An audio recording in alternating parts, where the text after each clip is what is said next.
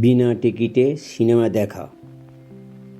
এই গল্পটিও আমার খুবই ছোট বয়সের। এটা পড়ে বা শুনে আপনারা মজাই পাবেন।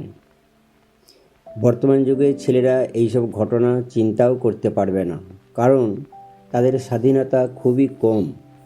বাবা ও মায়ের কথা মতো সবসময়ই চলতে হয়, শুধু পড়া আর পড়া। জোরপূর্বক নানা জিনিস শেখা, বন্ধুদের সাথে খেলাধুলার কোনো সময়ই বা স্বাধীনতাই নেই। আমরা যে অবাধ স্বাধীনতা ভোগ করতাম তারই একটি ঘটনা শোনাচ্ছি। আমাদের খুব বড় গ্রাম। প্রায় 1950 সাল থেকে আমাদের গ্রামে একটি সিনেমা হল ছিল, যখন অনেক ছোট শহরেও কোনো সিনেমা হল ছিল না। ওই সিনেমা হলে আমার মা ও প্রতিবেশী দুই কাকিমা ও ঠাকুমা মাঝে মাঝে গরুর গাড়ি চেপে তখনকার ভালো ভালো বাংলা সিনেমা দেখতে যেতেন। কাকাবাবুই সব ব্যবস্থা করতেন। পাশের বাড়ির কাকাবাবুরা একটু বড় চাষি ছিলেন। আমাদের বাড়ি গ্রামের দক্ষিণ প্রান্তে, আর সিনেমা হল ঠিক একদম উত্তর প্রান্তে, প্রায় 3 কিলোমিটার দূরত্ব।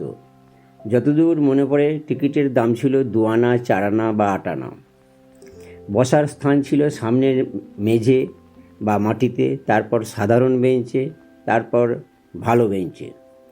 ছোটদের হাতে কোনো পয়সা নেই, সুতরাং আমাদের দেখার কোনো গল্পও নেই। বড়রা মানে মা কাকিমারাই অনেক কষ্টে পয়সা সংগ্রহ করে 2-1 মাস অন্তর সিনেমা যেতেন। আমরা মানে ছোটরা গরুর গাড়ির পিছন পিছন হেঁটে হেঁটে সিনেমা হল পর্যন্ত যেতাম, আর হলের বাইরে অনেক ছবি দেখে দুধের স্বাদ ঘোলে মেটাতাম, আর করুণ চোখে হলের বাইরে ঘুরে বেড়াতাম। সিনেমা হলটি উত্তর দক্ষিণে লম্বা ছিল। সামনের দিকে অর্থাৎ পূর্ব দিকে 2-3টি প্রবেশ দরজা ছিল এবং পিছন দিকে অর্থাৎ পশ্চিম দিকে 2-3টি জানালা ছিল। জেনারেটরের সাহায্যে সিনেমা হল দেখানো হতো, বা আলো জ্বলতো, পাখা চলতো এবং আরম্ভ, শেষ বা হাফ টাইমে জোর ক্রিং ক্রিং ঘন্টা বাজত। সিনেমা আরম্ভ হওয়ার সাথে সাথে সব আলো নিভে যেত। সন্ধ্যার পর একটি করেই শো হতো। সিনেমা হলের পাশে একটি রাইস মিল ছিল, আজও আছে। বসতবাড়ি প্রায় ছিল না।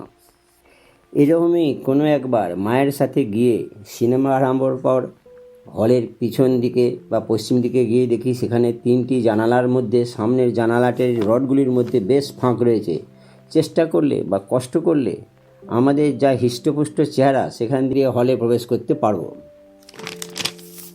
ছোটোবেলায় আমাদের প্রায় সকলের বেশ রোগাপটকা চেহারা ছিল।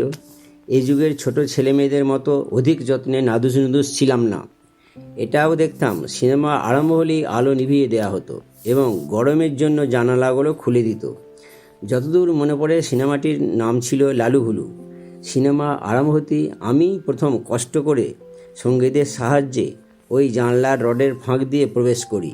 এরপর একে একে আমার ভাই ও সঙ্গী সাথীরা, ওই 2-3 জন হবে, ওইভাবে অন্ধকারের মধ্যে হলে বিনা টিকিটে প্রবেশ করি।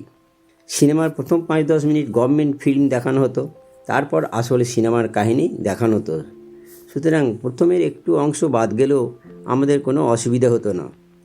আর হলে ঢুকে যাওয়ার পর আমরা ফাঁকা জায়গা দেখে বেঞ্চে বসেই পুরো বই দেখতাম। এইভাবেই বেশ কয়েকটা বই দেখেছি, যেমন লালু হুলু, বাদশা, স্বর্গ হতে বিদায় ইত্যাদি। প্রথম মার খাবার ভয়ে একথা বাড়িতে বলিনি। কয়েকটা সিনেমা দেখার পর মাকে সব বলেছিলাম। মাও খুব অবাক হয়েছিল আমাদের কীর্তি কাহিনীর কথা শুনে এবং বলেছিলেন, ও তাই তোরা সব গাড়ির পিছন পিছন কষ্ট করে হেঁটে হেঁটে চলে আসিস, আর কখনো এমন কাজ করবি না। ছি ছি, ধরা পড়লে তো মার খাবি, কি লজ্জার ব্যাপার। কয়েকটা বই দেখার পর ও মায়ের বকুনি খাবার পর আর কখনো যাইনি। কম বয়সের ওই স্মৃতিচারণা করে এখন নিজেই অবাক হয়ে যাই। তবে বিরাট দোষ দেখি না, কারণ তখন টিভি ছিল না আর পয়সাও ছিল না। অথচ সিনেমাতে জীবন্ত কত কিছুই দেখতে পাওয়া যেত, বিশেষ করে নদী, পাহাড়, সমুদ্র, শহর, রেলগাড়ি, কলকাতা, কত কিছু। তার আকর্ষণ তো কম ছিল না। ঈশ্বরকে ধন্যবাদ, এই শেষ বয়সে অবসর জীবনের পৃথিবীর অনেক দেশ ভ্রমণ করে এবং অনেক কিছু দর্শন করে এখন আমি তৃপ্ত।